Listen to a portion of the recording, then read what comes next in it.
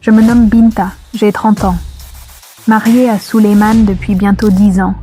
Je vis dans le silence et la douleur d'une infertilité supposée. Je vous raconte mon histoire.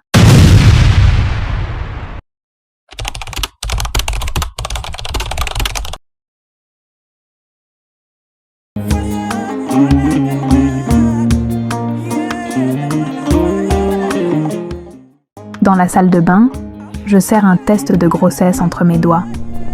À chaque fois, la même inquiétude, le même espoir fragile et le même verdict négatif. Ce geste est devenu pour moi une habitude, une routine pesante. La tristesse me serre le cœur. Je sens le poids invisible, mais écrasant, de la société sénégalaise. Ces murmures, ces regards, ces jugements, je jette le test dans la poubelle. Je reste immobile, méditant sur ce fardeau silencieux, sur ces pesanteurs sociales qui nous rongent de l'intérieur, nous culpabilisent, nous réduisent au silence. Assise avec mes amis dans le salon, je les observe rire et caresser leur ventre avec tendresse. Leur sourire déborde de vie.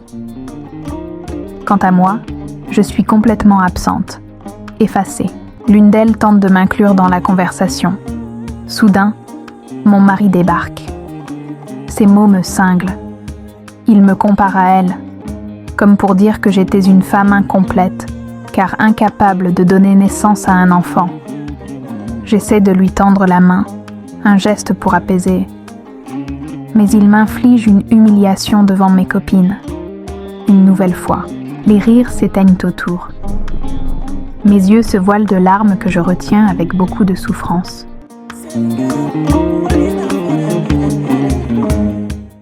De retour à la maison, il entre dans la cuisine sans un seul mot, ni le moindre regard. Je m'apprête à lui servir le repas préparé avec soin. Mais il me bouscule violemment, prend son assiette et quitte la cuisine, me laissant seule, figée, stupéfaite. Plus tard, j'essaie d'apaiser l'atmosphère avec une tasse de thé. Mais une fois encore, il trouve un prétexte pour m'humilier. Je tente de parler, de briser ce mur de silence et de mépris, mais mes mots s'écrasent contre son indifférence. Je suis exténuée, à bout de souffle. De chaudes coules en coulent sans que je puisse les retenir. Au marché, je marche entre les étals, concentrée sur mes courses. Soudain, je vois des regards se tourner vers moi, des murmures, des ricanements, des doigts qui me désignent discrètement. Elle, toujours rien ? 10 ans de mariage, même pas un seul.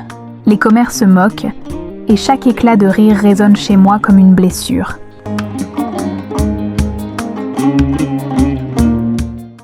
À peine rentrée, c'est ma belle-mère qui m'attend.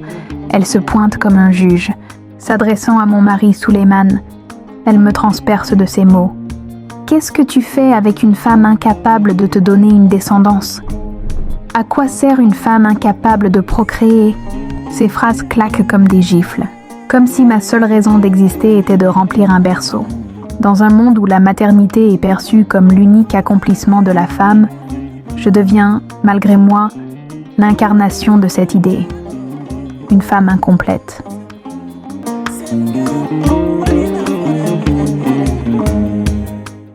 Submergée par les blessures et les jugements, je m'assois à ma table.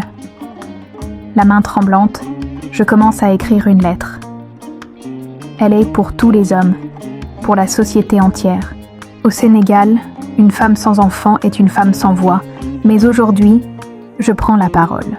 Pas seulement pour moi, mais pour toutes celles qu'on humilie, qu'on répudie, qu'on brise. Celles qu'on pousse vers la sortie, comme si elles ne valaient plus rien. Mais dis-moi, toi qui m'écoutes, et si c'était ta sœur ? Ta fille ? À toi ? L'homme qui me juge sans chercher à comprendre. Je suis une femme, une épouse. Une âme qui, comme toi, rêve de donner la vie. En fait, on me reproche de ne pas donner la vie, alors que chaque jour, on me l'arrache un peu plus.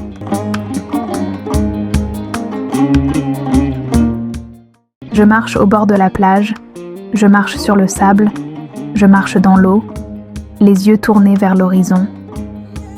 Ici, face à la mer, je respire enfin. Loin des regards, loin des jugements, je tente d'oublier, de me libérer de ce poids invisible qui m'écrase chaque jour davantage. Un jour à l'hôpital, j'ai croisé Aïssatou, une amie d'enfance que je n'avais pas vue depuis un bon moment. Son regard était le même que le mien, mais son combat, lui, était différent. Nous nous sommes prises dans les bras, chacune pressentant chez l'autre une souffrance que les mots ne pouvaient exprimer dans l'immédiat. Après quelques banalités, je lui demande « Mais pourquoi tu es là, Aïssatou ?» Elle me répond qu'elle venait de survivre à un cancer du col de l'utérus grâce à un dépistage précoce. « Et toi, Bineta ? C'est quoi la raison de ta présence ici ?» me rétorqua-t-elle. J'hésitai un instant avant de lui avouer mon combat contre mon infertilité supposée. Nos retrouvailles furent brèves, mais intenses et sincères. Et les mots de mon amie Aïssatou sur son cancer du col de l'utérus guéri m'ont poussé à vérifier ma propre santé. Après des examens approfondis, la gynéco m'annonce avec douceur et professionnalisme que ceci révèle que je suis en parfaite santé. Un soulagement mêlé d'incompréhension m'envahit. Pourquoi alors tant de souffrance et de doute après presque 10 ans d'attente? De retour à la maison, le cœur léger mais empli de questions, je décide d'en parler à mon mari Souleymane. Mon amour, j'ai reçu des nouvelles rassurantes aujourd'hui. J'ai passé des examens et tout était normal. Je me porte bien. Mais je pense qu'il serait sage que tu te fasses examiner aussi. Peut-être que nous pourrions enfin comprendre d'où vient ce mal qui nous ronge. Les années de reproches, les silences lourds, avaient érigé des murs entre nous. Mais face à la sincérité et à la douleur contenue dans ma voix, il accepta à son tour de se soumettre à une série d'examens et d'analyses. On m'a toujours dit qu'une femme devait enfanter, qu'une femme sans enfant n'est rien.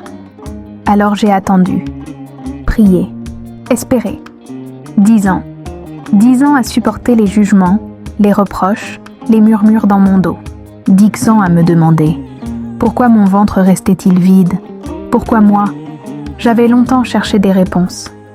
On m'avait toujours parlé de potentiels problèmes d'ovaires, d'hormones capricieuses, de trompes peut-être bouchées. Mais jamais personne ne m'a dit que peut-être la menace pouvait venir d'ailleurs.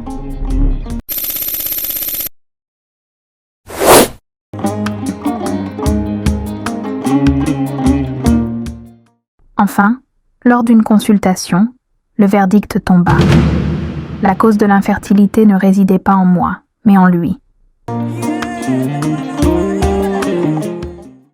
De retour à la maison, ce fut un électrochoc. Mon mari, un peu perdu et contrarié, entra dans une colère noire.